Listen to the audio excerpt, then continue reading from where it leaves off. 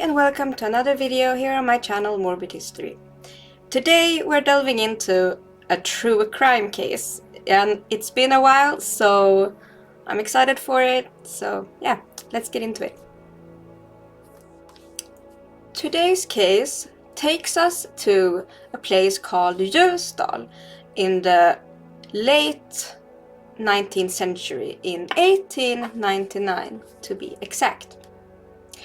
A woman, we wouldn't call her elderly really, but during those days, well, she was what today we would call her middle-aged. She's standing in her cottage making dinner, and all of a sudden someone comes from behind with a rope and tries to strangle her.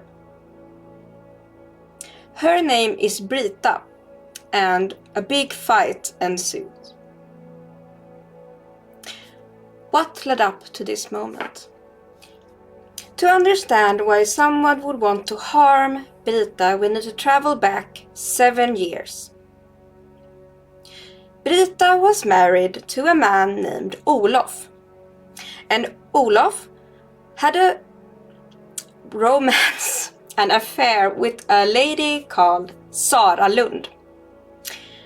Sara Lund herself was married to a man named Anders, and Sara and Anders were living together with Anders' mom, Gertrud. We can take a stab in the dark and see that of course Sara's relationship with Anders was not a good one. He was a drunk and would often come home argumentative and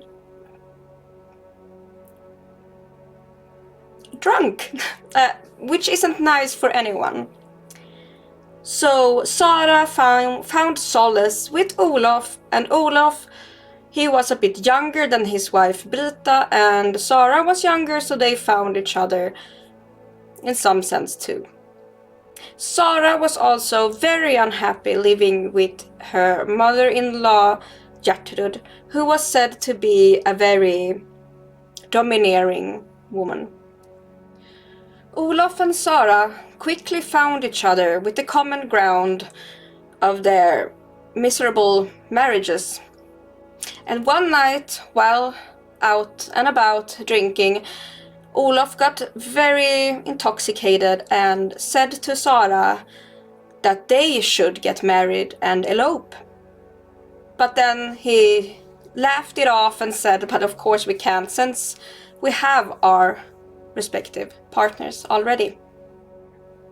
Not long after this though, people began dropping off like flies. First, Sara Lund's mother-in-law passed away at the grand old age of 80. No one really thought much about it because that was ancient during these days, and she had been ill for quite a while before she died.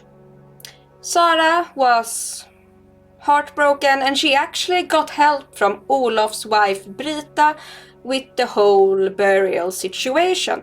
Back in those days you did the entire washing of the body and shaving it and making it presentable, but also wrapping it at home, and Sara took the help from Brita for that. We don't know how much Brita knew about Olof's and Sara's relationship, but we can guess that she had no idea. Then, 6 years later, Sara's husband passes away after a short sickness. Again, no one bats an eye at this, because he was a known drunk, and they just assumed that he had died from bad health. And then a year after that, we come to the fateful day where Brita was standing in her kitchen and got attacked with a rope on her neck. The plan was to strangle her and then hang her and make it look like a suicide, but Brita was strong enough to run out of the house and surviving the whole ordeal. But who was the one that attacked Brita? Soon the relationship between Olof and Sara came into question. Of course, someone had tried to harm Brita, and the eyes were shot straight at Olof, and then at Sara. Sara's husband was, of course, already dead a year prior, but Brita was in the way of their big plan of living together. People started questioning Anders' death. Was it actually just from natural causes, or was it a murder? People even went as far as saying, was Gertrud murdered? It had been already 7 years, but it was a small town and tensions grow quickly and gossip goes around like a wildfire. Soon the police couldn't do anything else but dig up the bodies of Anders and Gertrud to quench the thirst of the public. And when they got Gertrud up, she was nothing but skeleton, of course. So they scraped up some pieces of her body and what was left in the coffin and sent it to investigate it. And they found small pieces of arsenic, as small as a pin needle. And they concluded that she had been poisoned. They did the same with Anders, but he hadn't been dead for quite as long, so it was easier to see what had killed him. And they saw that he had pieces of glass all through his lungs, in his stomach, and in his throat. Here's a piece from an article, and it reads in Swedish. Vid obduktionen på Anders Lunds lik påträffades redan vid strupens öppnande en hel mängd små glasskärvor. En hel del sådana funnits jämväl i tarmarna samt till och med i lungorna. I strupen sutto skärvorna så tätt intill varandra att dess utseende liknade ett grovt sandpapper. Härav konstaterades att glasskärvorna var dödsorsaken. Which basically means that he had fine lining of glass in his throat, so bad that it almost looked like a sandpaper. So, the police quickly set their sights on Olof and Sara. Now we know, 1. Sara's mother-in-law had been poisoned with arsenic. Sara's husband had been killed by consuming lots of glass. And someone tried to kill Olof's wife, Brita.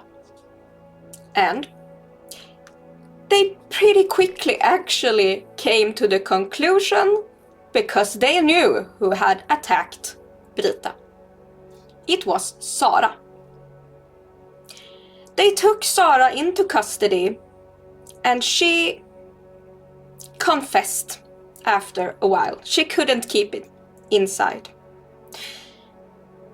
Her story was that she had met Olof while extremely unhappy in her marriage to Anders.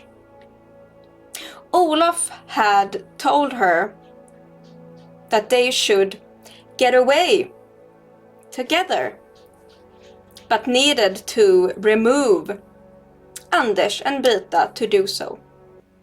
Sara had took it upon herself to one day when Gertrud, Anders' mom and Sara's mother-in-law, was sick in bed, to give her some warm milk with arsenic in it. She had arsenic at home to kill rats, which was pretty usual during these days. And it didn't take long before Gertrud was out of the picture. We don't know why it took 6 years for her to finally take her husband out of the picture, but she did. One day when she was making porridge, she just got the bright idea that she was gonna mash some glass she had lying around and mix it into the porridge. And it had taken 2 weeks of him eating this porridge almost every day with small pieces of glass in it until he finally succumbed. He had died in agony, poor Anders. And even this time, Brita was the one who came to help with preparing the body for the funeral. She told the police later that she had seen that Anders had blood in his mouth and out of his nose, which seemed odd, but she did not question it. But that was one of the pieces of evidence then used against Sara. Since Sara confessed to the whole thing, Olof got away with it completely. There was no proof that he had tried to harm anyone. So he quickly divorced his wife, got another young woman and fled to America, where he lived out the rest of his life. Sara was sentenced to death for 2 murders and trying to kill Brita. She was later reduced down to life in prison, and that's pretty much the info we have on this case.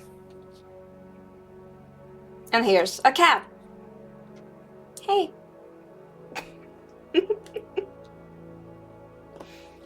Say hi. Hi. Boom, ba-dum, ba-dum, ba-dum, ba-dum. Whoop. Bye-bye. Wasn't that a fun ending to this story? So yeah, that's the end of this short episode. What do you think?